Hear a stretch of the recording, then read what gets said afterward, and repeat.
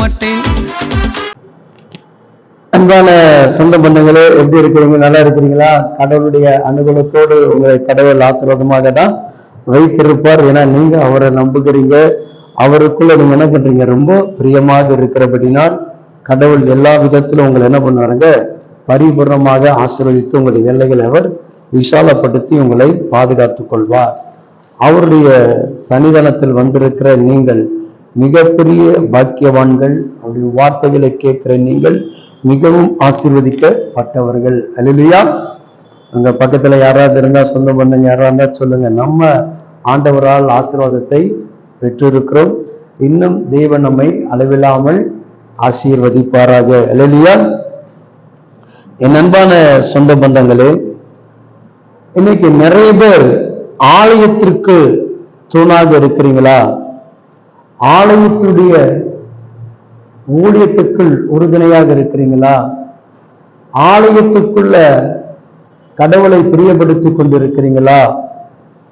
என்னால் முடிந்ததை கடவுளுடைய ஊழியங்களை செய்வதற்கு நான் பிரயாசப்பட்டு கொண்டிருக்கிறேனா என்று சொல்லி நீங்கள் கவனிக்க வேண்டும். இன்றைக்கு ஒவ்வொரு தேவ பிள்ளைகளும் தேவனுடைய ஆலயத்திற்குள் நாம் எவ்விதமான காரியங்களை செய்து கொண்டிருக்கிறோம், எப்படிப்பட்ட நலமான காரியங்களை நாம் செய்து கொண்டிருக்கிறோம் என்று சொல்லி பாருங்கள்.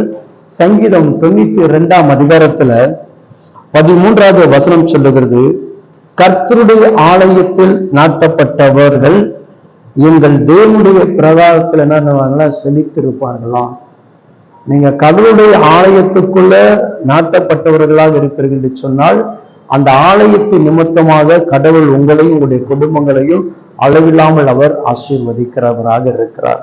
நீங்கள் செய்யக்கூடிய சின்ன சின்ன காரியங்கள் கூட கடவுளுக்கு அது பிரியமாக அது காணப்படும். ஒருவேளை தேவனுடைய துதி பாடலிலோ, இல்ல கீபோர்டு, மியூசிக் செட்டு, இல்ல கேமராக்கள், மைக் செட்டு, இல்ல கடவுளுக்கு கொடுத்து தாங்கிறதுல, ஊழியத்தை தாங்கிறதுல, இப்படி ஆலயத்துக்காக நீங்கள் என்ன பணிகளை செய்து கொண்டிருக்கிறீர்களோ அந்த பணியை கர்த்தர் அறிந்து அதற்குண்டான ஆசீர்வாதத்தை தேவன் கட்டளையிடுவார். அல்லேலூயா. நாம் கால் பதித்த ஆலயம், நாம் அறிமுகப்படுத்தப்பட்ட ஊழியர்கள், இவர்களை முதலாவது நீங்க என்ன பண்ணணுங்க? கனப்படுத்துவர்களாக இருக்க வேண்டும். ஏன்னா கடவுள் அவர்களை கொண்டுதான் உங்களை ஆசீர்வதித்து உங்களை என்ன பண்ணியிருக்கிற ஆலயத்திற்குள்ள கொண்டு வந்திருக்கிறார்.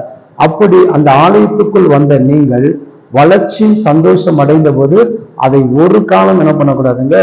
மறந்து விடக்கூடாது. நீங்க எந்த ஊருக்கு இருந்தாலும் சரி, எங்கு போனாலும் சரி, உங்களுக்காக திறப்பில் நின்று செபித்து உங்களுடைய நன்மைக்காக பாடுபட்டு இருக்கிற அந்த ஊழியர்களுக்கு நீங்க என்ன பண்ணணுங்க? உண்மையாக இருந்து தாங்கி பாருங்க.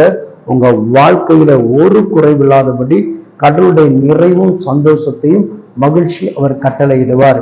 ஏன்னா நீங்கள் ஒவ்வொருவரும் தேவனுக்கு தேவைப்படக்கூடிய தேவ பிள்ளைகள். அதனாலதான் நீ 5 ரூபா கொடுக்கிறாயோ இல்ல 50,000 ரூபாய் கொடுக்கறதெல்லாம் கர்த்தர் பெருசா இல்லை.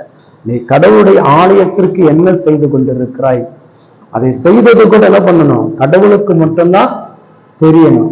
நீங்க செய்யக்கூடிய பிறருடைய உதவி கூட, சபைக்குடைய உதவி செய்கிறீர்களோ, சக விசுவாசிகளுக்கு உதவி செய்றீங்களோ, வெளியே இருக்கக்கூடிய ஏழை மக்களுக்கு உதவி செய்தாலும் அது என்ன பண்ணணுங்க? கடவுளாகிய ஆண்டவருக்கு மட்டும்தான் அது என்ன பண்ணணும்? தெரிய வேண்டும். பிறருக்கு தெரிவதற்காக நீங்க என்ன பண்ணக்கூடாது? எந்த ஒரு நன்மைகளும் செய்யாதீங்க. அது பலனற்று போய்விடும். அது நீங்க கொடுக்கக்கூடிய காணிக்கையாக இருந்தாலும் சரி, கொடுக்கக்கூடிய ஆதாரங்களாக இருந்தாலும் சரி, எவைகளை நீங்கள் செய்தாலும் மன ரம்பியமாக என் தேவனுக்காகவும் தேவனுடைய சபைக்காகவும் நான் செய்கிறேன் என்று சொல்லி நீங்கள் செய்யக்கூடிய அந்த காரியங்கள் உண்மையாக இருந்தால் நிச்சயமாக கடவுள் உங்களையும் உங்களுடைய குடும்பங்களையும் அளவில்லாமல் ஆசீர்வதிப்பார். நீங்கள் யாவரும் கடவுளுக்குள் பிரியமாக இருந்து அவருடைய ஆலயத்துக்கு உண்டானதை செய்யுங்கள். அவர் உங்கள் வீட்டுக்கு உண்டானதை நன்மையாக செய்து கொடுப்பார். கர்த்தர் தாமே கூட இருப்பாராக. ஆமென். God bless you.